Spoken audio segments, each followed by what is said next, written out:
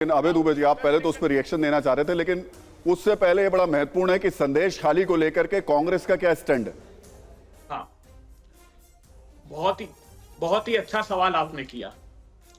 हमने हर प्रांत में जहां पर भी अन्याय महिलाओं के साथ होगा, राहुल गांधी जी, प्रियंका गांधी जी मुखरता से खड़े होते हैं। मैं एक सवाल सिर्फ आपसे पूछना चाहता हूं, क्या बरनाक मराक की स्टोरी एक भी बार आपके टेलीविजन ने बताई? संदेश खाली से 1000 गुना विभत्स काम हुआ है।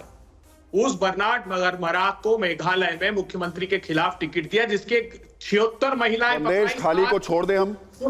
अरे अब बात आप नहीं सुनना चाहते हैं तो फिर मत सुनिए। अभय जी सवाल पूछ रहा हूँ, प्लीज, सवाल ही तो पूछ रहा हूँ।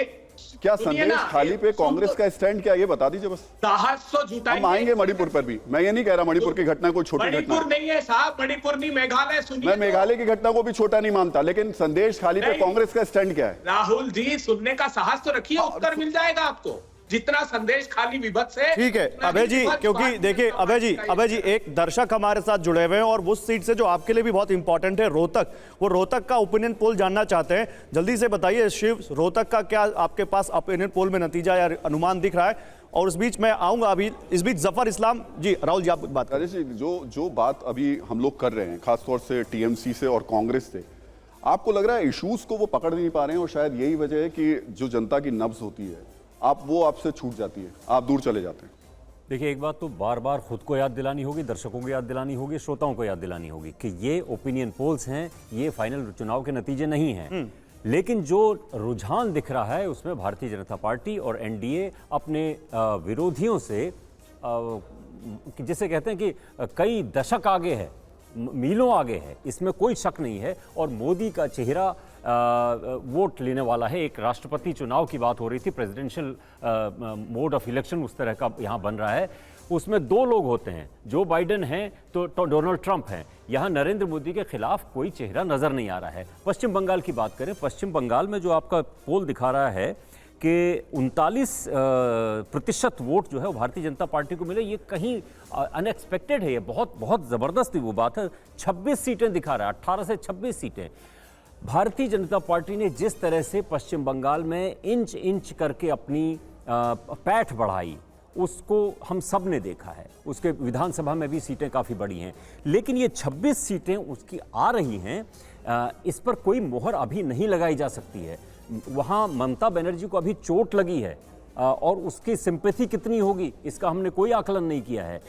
और वहाँ उनकी मट्टी से माँ माटी मानुष, उससे जो जुड़ाव है ममता बनर्जी का, उसको भी नकारा नहीं जा सकता है। ठीक है राहुल, ठीक है राजेश जी, एक बात राजेश की बात बताऊंगा कि पिछले चुनाव में जब आप उस समय ममता बनर्जी के पास समर्थन ज़्यादा था, उनकी सरकार के प्रति इतनी एंटी इनकम्बेंसी नहीं थी, संदेश खाली नहीं था, तब भी भारतीय जनता पार्टी 18 सीट जीती थी। हमने 3 महीने पहले जब ये सर्वे की शुरुआत की थी, उस समय भारतीय जनता पार्टी 10 सीटों से नीचे थी। ये धीरे धीरे आज स्थिति बदली है। और राजेश, मैं तुमको बताऊं कि ये सही है कि ये अनुमान है और ये चुनाव से पहले का पोल है, लेकिन वो बदल जाते हैं। चुनाव आते आते इलेक्शनरिंग होती है और फिर जब प्रत्याशी घोषित होते हैं तो बदलते हैं। लेकिन हमने जो 543 सीटों में सर्वे किया है, उसमें 276 ऐसी सीटें हैं जिसमें एनडीए 50% से 75% वोट लेके आगे है। उसमें बदलाव की गुंजाइश बहुत कम है। 50% वोट से 78% वोट। महसाना, खेड़ा और पोरबंदर की सीटें ऐसी हैं जहां 78 और 78 और 79% वोट पाएँ। तो इसमें मुझे नहीं लगता कि कोई भारी बदलाव होने जा रहा है, अगर देश में कोई बड़ी घटना न घट जाए तो। ठीक है, बिल्कुल। इस बीच रोहतक से हमारे एक दर्शक ने पूछा था, रोहतक का हाल बताइए। शिव, क्या है रोहतक का आपका ओपिनियन पोल?